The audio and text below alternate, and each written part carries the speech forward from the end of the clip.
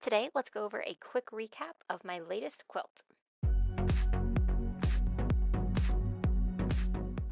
Welcome, I do sewing and DIY related content, and today's video is all about this latest quilt that I did. So now in this video, we're just going to do a quick recap of some of the items that I learned while doing this, what I would do again, and some of the techniques and tools that I used. In addition, I want to talk about the fabrics in case you're interested, and essentially just how I put it together. Now for this quilt, I do have a YouTube short of kind of putting everything together, but there is no long form content. So instead, we're just going to be talking about some of the highlights of this quilt, and then there is actually an Easter egg in this video for what one of my next Etsy patterns is going to be.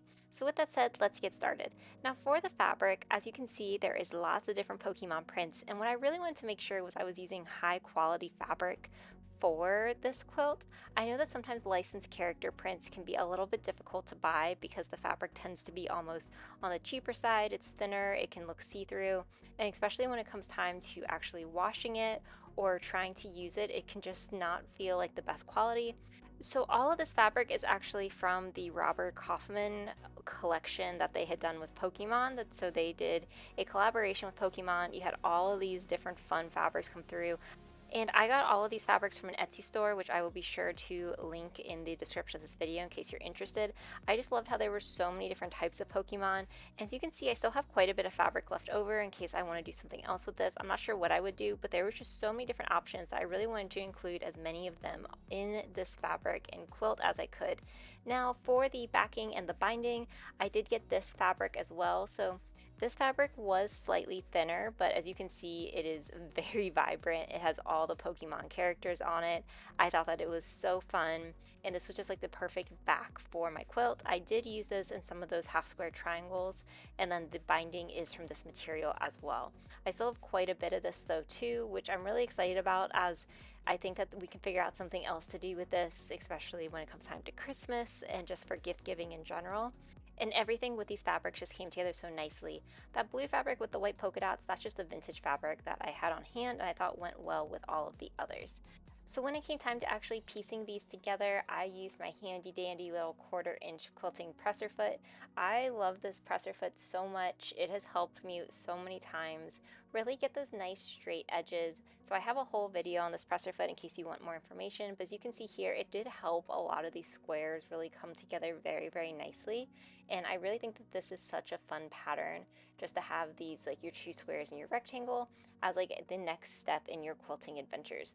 So now for piecing these, I did again use my quilting clips. I find these so much easier for quilting, and then it's also a little bit safer than pins, as I am somebody who's been known to occasionally prick myself.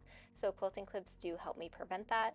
And as you can see, everything came out really nicely. I ended up using a zigzag stitch for the actual quilting pattern.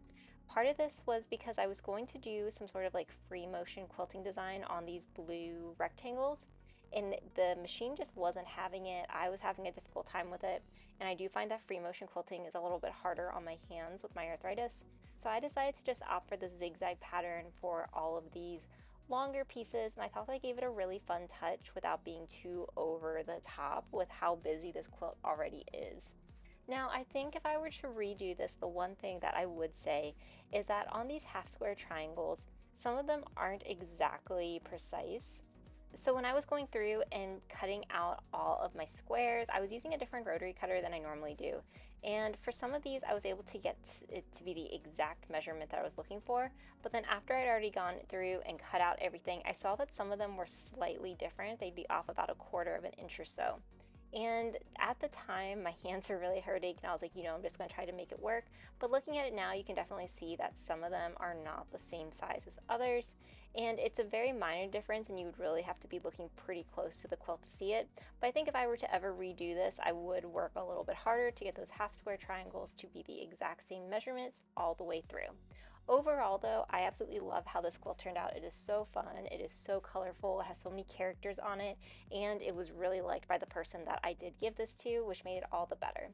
If you enjoyed this video and want to see more, be sure to like, comment, and subscribe, and let me know what you want to see next. Thanks for watching.